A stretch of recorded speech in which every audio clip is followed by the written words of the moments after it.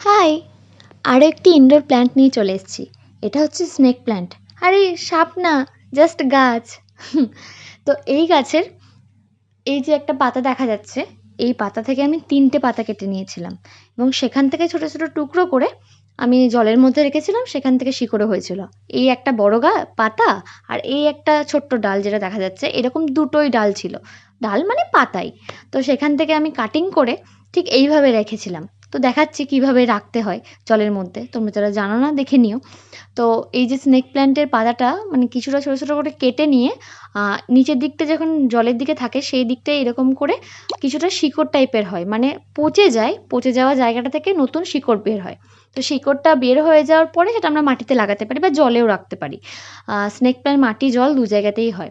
এই যে এই একটা ডাল, তাছাড়া আরেকটা ডাল দেখাচ্ছি। এই ছোট ডালটাতেও ঠিক জিনিসটা হয়েছে। এটা সময় লাগে, ২-৩ মাস সময় লেগে যায়। হয়তো অনেকের আরও কমও সময় লাগতে পারে। আমার ২-৩ মাস লেগেছিল। আমার এই যে এই সাইজের যে পাতাটা আছে এর থেকে একটু ছোটও করতে পারি।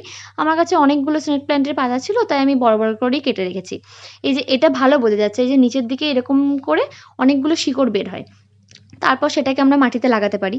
এবার এই জলের মধ্যে রাখা ছাড়া আমি বালিতেও রাখতে পারি। আমি জলের মধ্যেই রাখি, আমার সেটাই বেশি পছন্দ, কোনো খরচ ছাড়া।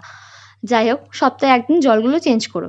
আর ওই যে গাছটা ফার্স্টে দেখিয়েছিলাম যে পাতাগুলো কেটেছি, ওই পাতাগুলো থেকে এই নতুন গাছগুলো হয়েছে। এই যে এই পাতাটা যেটা দেখা যাচ্ছে এইটা হচ্ছে কাটিংটা। কাটিংটা থেকে শিকড়ের দিকটা নিচের দিকে লাগিয়েছিলাম, সেখান থেকে নতুন এরকম হয়েছে। এই যে এই কাটিংটা থেকে ৩ টে টুকরো করেছিলাম। এটা একটা টুকরো। এটা থেকে নতুন স্নেক প্ল্যান্ট হয়েছে, সেমই। এটা আরও অনেক বড় হবে। এটা এখন যেহেতু বেবি আছে তার জন্য ছোট। এটা ছোট প্ল্যান্ট না, মানে বড় বড়ই হবে। তো এটা একটা। আর ওই যে পাশের টবে ওখানে ২ টো আছে। এই যে এখানে এই একটা পাতা আর আর এই সাইডে একটা পাতা আছে।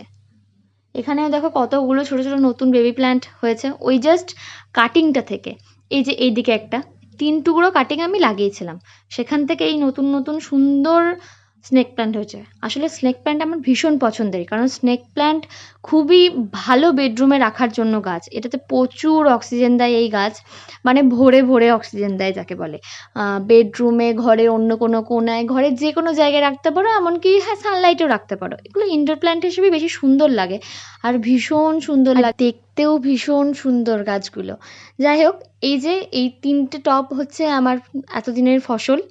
আর এছাড়াও আরেকটা স্নেক প্ল্যান্ট আমার কাছে আছে। এটা আমি মানে আমাকে আমার দাদা দিয়েছিল, রাস্তা থেকে পেয়েছিল ও। ওখান থেকে তুলে এনেছিল, তো দিয়েছিল। কিন্তু এইটা গাছটা ঠিকঠাকভাবে হয়নি। কিন্তু এই যে পাশে একটা বেবি প্ল্যান্টও হয়েছে। আর এই গাছটার এই একটা পাতায় বেশ সুন্দর হয়েছে, বাকি এগুলো খুব একটা ভালো হয়নি। মানে ফেটে, ফেটে গিয়েছিল পাতাগুলো।